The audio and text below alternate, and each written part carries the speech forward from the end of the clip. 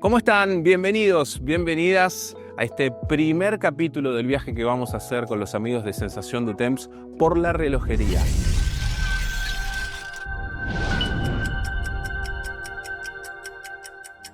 Este primer episodio elegimos hacerlo en el service, en donde están todos los relojeros de Sensación du Temps trabajando y además para poder saber más sobre los movimientos de cada uno de los relojes.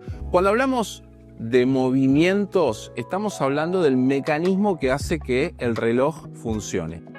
Dentro de esos movimientos hay dos grupos grandes, los relojes mecánicos y los relojes a cuarzo.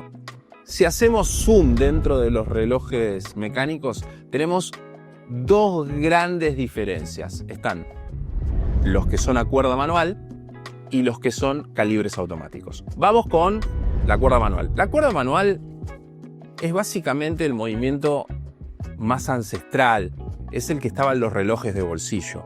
Es darle cuerda manualmente al reloj con la corona. La corona es esta rosquita que está siempre al costado de los relojes, hasta que en un momento vamos a sentir una resistencia. Eso es que llegamos hasta el final de la cuerda. Una vez que llegamos a esa resistencia, el reloj va a empezar a funcionar. ¿Por cuánto tiempo? Depende de la marca, depende del modelo. Pueden ser 24 horas, pueden ser 48, pueden ser 72 o incluso hay movimientos a cuerda manual más contemporáneos que pueden llegar a durar 8 días, 10 días con toda la energía que le dimos con la cuerda. Funciona con nuestra energía vital. Somos nosotros los que les estamos dando la energía al reloj. Nosotros lo alimentamos con nuestra energía vital, que en este caso es los movimientos de los dedos. Después, dentro de los movimientos mecánicos, tenemos el calibre automático, que es básicamente un movimiento con cuerda, pero que se le suma una pieza extra que el cuerda manual no tiene. ¿Y cuál es esa pieza? Es esta que te voy a mostrar, que es el rotor. Esta esfera, este círculo, esta media luna podría ser, que lo que hace es girar de un lado para el otro, mientras que nosotros vamos moviendo la muñeca. Lo que le da cuerda al reloj ahora es este movimiento. ¿Por qué? Por la fuerza de gravedad. Por la fuerza de gravedad y por el movimiento de nuestra muñeca. Que ya no son los dedos que le dan cuerda, sino nosotros mientras que subimos y bajamos los brazos, mientras que vamos de un lado para el otro.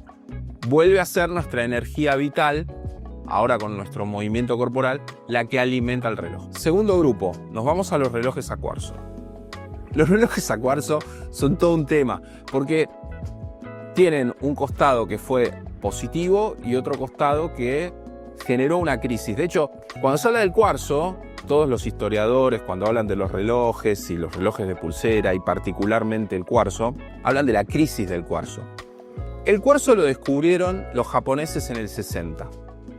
Descubrieron que haciendo movimientos con cuarzo y sumándoles una pila, podían hacer que el reloj funcione. Hasta ese momento, hasta el 60, los relojes eran todos mecánicos, con cuerda manual o automático. Lo más popular era la cuerda manual, porque la automática era siempre un poco más caro. El reloj de pulsera en sí se popularizó su uso después de las guerras mundiales, porque los soldados necesitaban tener relojes para hacer ataques de infantería coordinados. Entonces, los distintos estados que formaron parte de las guerras mundiales contrataron a casas relojeras para que les produjeran los relojes a nivel masivo. Cuando los japoneses sacan el cuarzo, lo hacen para masificar a los civiles el uso de relojes de pulsera. Lo logran. El tema es que como eran mucho más baratos, a la vez no perpetuos, como sí puede ser un reloj mecánico que se puede pasar de generación en generación, eran mucho más baratos. Y terminaron generando una crisis grande dentro de la industria relojera suiza. Crisis que después supera, por ejemplo, la empresa Swatch, que empieza a usar dentro de la relojería suiza también movimientos a cuarzo. Ahí tenemos los dos grandes grupos. Después hay subgrupos, por ejemplo, con esto que te contaba del movimiento a cuerda automática, que funciona con la fuerza de gravedad, eso hace que a veces el reloj pueda llegar, después de una determinada cantidad de tiempo, a atrasar unos segunditos. Existió un hombre que se llamó Breguet, de hecho tiene una casa relojera en su nombre, que inventó algo que se llama tourbillon. Son movimientos muy complejos que lo que hacen es corregir esa fuerza de gravedad o el impacto de esa fuerza de gravedad sobre el movimiento a cuerda automática, que a la vez se da por la rotación de la Tierra, y hacer un reloj bien preciso. Hoy por hoy eso ya pasa a ser una exquisitez de la relojería. Son movimientos que son muy costosos, pero que en el uso diario ya no tienen mucho sentido.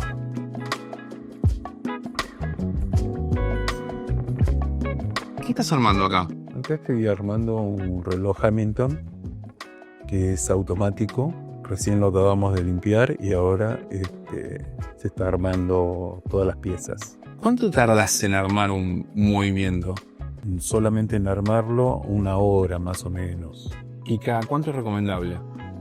¿Varía según la marca o...? Varía un poco según la marca, pero aproximadamente cada 3 años, 4 años. Un repaso general, o sea, una limpieza general. Y de todo este armado, ¿cuál es la parte en la que tenés que estar con mayor atención? Y la mayor atención es el corazón, que sería acá el volante, en la parte esta, que sería... Que ahí es donde se carga la energía. No, esta es la regulación. Es la regulación que le da al reloj.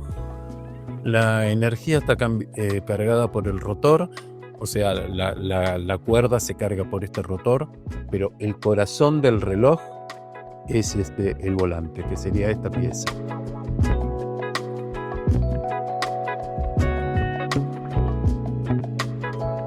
Gaby, ¿para qué sirve esta máquina? Bueno, con esta máquina medimos los segundos que hace en distintas posiciones.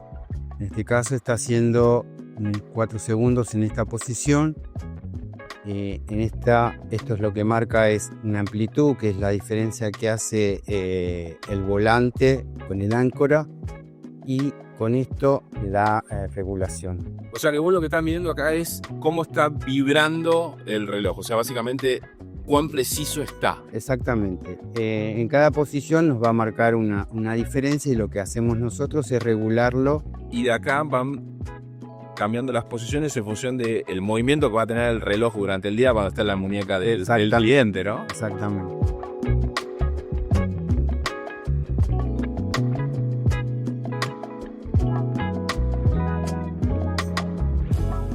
Estuvimos en el service y la pregunta es: ¿reloj mecánico o a cuarzo? Bueno, empezamos por el cuarzo. El cuarzo tiene su practicidad. Si vos lo usás para todos los días, vos lo vas a dejar cuando te vas a dormir, lo volvés a poner el día siguiente y el reloj va a estar en hora. No va a tener las cuestiones de repente los movimientos, que son un poco más complejos. El cuarzo va a funcionar, va a estar, va a decir siempre la hora. Generalmente, si vos lo usás para todos los días, suelen ser relojes más económicos, entonces si tenés algún inconveniente, bueno, es menor el costo, pero eventualmente un movimiento a cuarzo va a morir. Va a dejar de ser el mismo reloj, ya sea porque le cambiaste la pila y entonces fuiste usando distintas pilas a lo largo de la vida útil de ese reloj, o porque en algún momento es probable, puede suceder, que el módulo, prácticamente todo el mecanismo del reloj, lo tenga que cambiar. Entonces, el reloj no va a tener el mismo corazón, va a ser el reloj que vos compraste con un corazón, un movimiento distinto. El cuarzo tuvo su costado positivo, a pesar de haber generado la crisis del cuarzo y haber generado la crisis que generó la industria suiza, porque de alguna manera lo que hizo fue popularizar en la sociedad civil, ya no el uso militar, el reloj de pulsera. Entonces, tuvo un costado que sirvió para la historia de la relojería. Ahora, no es un reloj que vas a poder pasar de generación en generación. Eso es algo que vas a tener con un movimiento mecánico. Y te quiero contar una historia con esta caja. Acá adentro hay 2 relojes de mi colección. Son 2 piezas muy especiales. Una es a cuarzo, la otra es mecánica. Voy a empezar por la pieza a cuarzo. Esta pieza a cuarzo es un Tag Heuer Fórmula 1 de los 90. Fue el primer reloj de una casa relojera suiza que me regalaron. A este reloj ya le tuve que cambiar el módulo, entonces no es técnicamente el mismo reloj que yo recibí cuando me lo regalaron. Eventualmente puede suceder que el módulo tenga que ser cambiado de vuelta y no es el tipo de reloj que pasaría de generación en generación por la cuestión del cuarzo. Pero sigue siendo una pieza muy especial para mí y siempre está en hora y es práctica. Ahora, vamos al espíritu de un reloj mecánico. Esto es un Omega de 1940, Small Seconds, que era de mi abuelo y que usó mi abuelo para venir en el barco de España a Argentina. Adentro de este reloj está el mismo movimiento que cuando mi abuelo vino en los años 50 de su país hacia el país que lo recibió y donde creció su familia, donde nacimos nosotros. Si yo le doy cuerda, y ahí incluso lo vas escuchando, ¿no? El movimiento que está acá adentro, que ahora está recibiendo mi energía vital, recibió la de mi abuelo, cuando de repente estaba en un barco que no sabía dónde iba, cómo le iba a ir en el país en el que iba llegando, si un día el barco se movía, si de repente estaba con náuseas. Este movimiento recibió toda esa información y ahora está recibiendo toda mi información. Y cuando yo no esté, o cuando decida dejárselo, va a recibir la información de mi hijo. Esa es la diferencia y es el tipo de vínculo que te puede dar un reloj con un movimiento mecánico. Que además de dar la hora, también cuenta tu historia.